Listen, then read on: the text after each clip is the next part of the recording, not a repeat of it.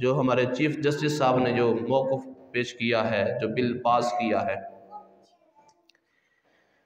इन लोगों को ना दीन से दूरी की आलम की वजह से ये हाल हो गया है।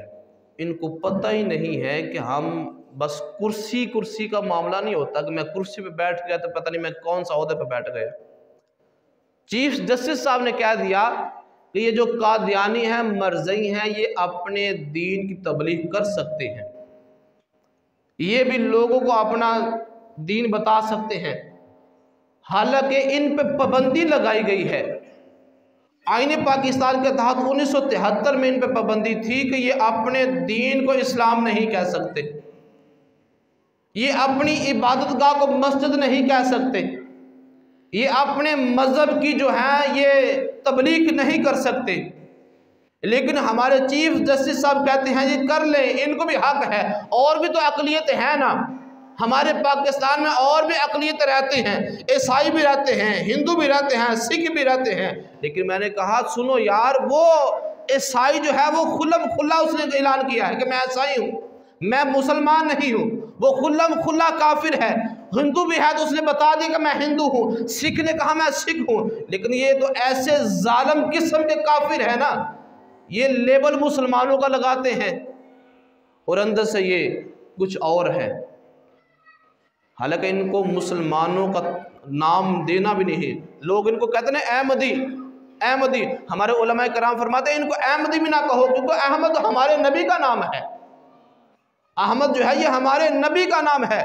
और ख़त्म नबूवत का जो मसला है ये बड़ा अहम मसला है। सुनो, नबी पाक अलैहिस्सलाम के दौर मुबारक हजूर की ज़ाहिर ज़िंदगी मुबारक में एक बंदे का जनाजा आया गया। जनाब अमीरुल मोमिनीन खलीफतुल मुस्लिमीन, जनाब गैरत के इंसान, गैरत का जो नाम है, जनाब उमर ने पूछा बताओ इस बंदे का नेक क्या है, इसने अमल क्या किया है। लोगों ने कहा इसके पास अमल कुछ नहीं है, गुनाहगार था। आपने फरमाया फिर मैं नमाज नहीं पढ़ाऊंगा, मैं इसका जनाजा नहीं पढ़ाऊंगा। इतने में रसूल अरबी आ गए। फरमाया लोगों क्या हुआ या रसूलल्लाह, जनाब उमर ने कहा जनाजा नहीं पढ़ेंगे, क्यों? गुनाहगार है, खताकार है। रसूल ने फरमाया सोचो ना, इसका कोई अमल याद करो। लोगों ने कहा हुजूर एक अमल है। क्या? फरमाया क्या? अर्ज की या रसूलल्लाह, इसने ना एक रात मदीने की सोई हुई आवाम का पहरा दिया था। इसने रात को पहरा दिया था, मदीने के लोगों की हिफाजत की थी। एक रात सोई हुई आवाम के पहरा दिया था। आमिना का लाल ने फरमाया सफ़े सीधी करो, नमाज जनाजा मैं पढ़ाऊंगा। फरमाया क़यामत के दिन इसका बाजू पकड़ कर जन्नत में भी साथ लेकर जाऊंगा। हजूर क्यों? फरमाया इसने एक रात मदीने की आवाम की हिफाजत की है। अगर लोग मदीने की आवाम की हिफाजत करें तो मेरे रब के कायनात के प्यारे महबूब फरमाते हैं जन्नत का जामिन मैं हूँ। तो बताओ ना, जो मोहम्मद मुस्तफ़ा की नमूज़ की हिफाजत करेगा तो है। अगर ऐसा हो जाए जैसा हमारे चीफ जस्टिस ने कहा है कि तुम भी करो अपनी तबलीग, फिर उन्होंने क्या कहना है कि माज़ला मिर्ज़ा गुलाम अहमद कादियानी जो है ये अल्लाह का नबी है, अल्लाह का नबी है, हम इसको मानो। तो हम मान सकते नहीं, हम इनको कैसे मान रहे हैं? ये हमारे ईमान का मसला है, ये हमारे जान का मसला है। नौजवान भाइयों थोड़ी सी इस पर तवज्जो किया करें। अगर कोई ऐसा हो जाए, हमारे मेरे नबी ने फरमा दिया ला नबी बादी आना खातमुन नबीयीन, और मैं आखिरी नबी हूँ, मेरे बाद कोई नबी नहीं हो सकता।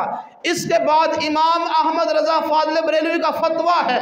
हम फरमाते हैं अगर किसी बंदे ने नबूवत का ऐलान किया है, अगर वो कहता है मैं नबी हूँ, तो बंदे ने उसको नबी होने की दलील मांगी कि बता तू नबी है तो दलील दे। और मैं अगर बंदा दलील मांगेगा तो दलील मांगने वाला भी काफिर हो जाएगा, दलील मांगने वाला भी काफिर हो जाए। क्यों? क्योंकि तूने तो अपने ईमान में थोड़ी कमजोरी दिखाई है, तेरे दिल में ख्याल है और नबी के पास कोई दलील होती है तो दलील दे। फरमाया जब नबी ने कह दिया ना मेरे बाद कोई नहीं हो सकता, तो फिर लोग आसमान हाथ में ले आए, चांद ले आए, सब कुछ कर ले, लेकिन वो नबी हो सकते नहीं है। लिहाजा अपने बच्चों को हम मार इस वजह से खा रहे हैं, हमने मार इस वजह से खा ली है, हम जनाब पिस इस वजह से रहे हैं कि हमने अपनी औलादों को अपने घरों में इस्लाम को दूर कर दिया। आज हमारे घरों में टार्जन की कहानियाँ तो चलती हैं, अल्लल बलल बाबी बाग की कहानियाँ तो चलती हैं, लेकिन वो जो सीरत मुस्तफ़ा थी वो नहीं चलती हैं। देखो मेरे मुस्तफ़ा करीम को अल्लाह ने क्या इल्म अता फरमा दिया। हजूर ने 1450 साल पहले फरमा दिया, लोगों अपनी औलाद को अपने नबी की मोहब्बत सिखाओ, अपनी औलाद को अपने नबी की मोहब्बत सिखाओ। इसलिए कहा था कि खुद सिखा देना, कहीं ऐसा ना हो कि तुम्हारी औलादों फिरौन के दरबार पे जाए, फिरौन के लाश के पास जाकर दुआएं करना शुरू कर दे, ऐसा ना हो जाए। अपनी औलाद को आप खुद अपने नबी की मोहब्बत सिखानी है। अगर हम ना बताएंगे तो फिर हमारी यूनिवर्सिटी का जो हाल है ना, उसमें बड़े बड़े प्रोफेसर हैं जो कादियानी भर्ती किए जा रहे हैं, हमारे कॉलेजेस ऐसे हैं जिसमें कादियानी आ रहे हैं। फिर वो जो मीठी छुरी बन के ना, छुरी के साथ शहद लगा कर जो हमारे नौजवानों को दिया जाता है ना, आजकल देखो ना यार, कितने ऐसे नौजवान हैं जो अपने नबी के बारे में सवाल उठा रहे हैं। कितने ऐसे नौजवान हैं जो कहते हैं बताओ ना नबी कहाँ जिंदा है, बताओ नबी को इल्म कहाँ है, बताओ नबी को कैसे हो सकता है, कितना मानना चाहिए। कितने ऐसे नौजवान हैं जिन्होंने ये सवाल उठा दिया, बताओ कि नबी पे दरूद कब पढ़ना चाहिए। दरूद कोई आम इबादत नहीं है, और मैं जब दिल करे पढ़ो, मैं कबूल करने वाला हूँ।